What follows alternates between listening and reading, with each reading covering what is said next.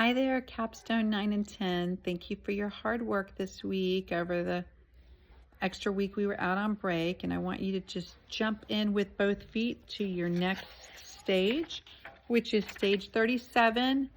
And notice there in your guide that it's got the translation for pages 40, 41, and 42, but it has you stopping at line 15. So notice that you're not going all the way through 25 or 30. Make sure you stop at line 15. That makes it a little bit less. I would split that up over a couple of days instead of trying to do that all in one sitting. That would be a good idea for you. When you work on your about the language, students and parents, I'm going to ask you to make sure you do that reading and then complete numbers 2 and 4, both pages of about the language. And then for practicing the language, I'm going to ask you to complete numbers 2 and 4 for each of those, for A, B, C, and I believe D. I'm trying to look real quick.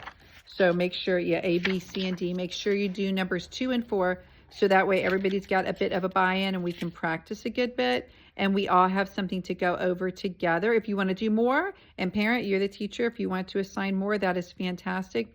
But I want to make sure we're doing at least 2 and 4 for the practicing ones, for about the language and for practicing the language.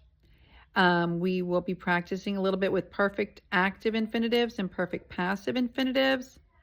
Again, an infinitive is to plus a verb, and a perfect infinitive is to have verbed in the active voice. And then for the perfect passive, it's to have been verbed. So you'll see those this week. And that translating, of course, work on your vocabulary and do your word study. I know there's a good bit of vocabulary, so that is something you need to work on every day, even if you're not translating or doing exercises.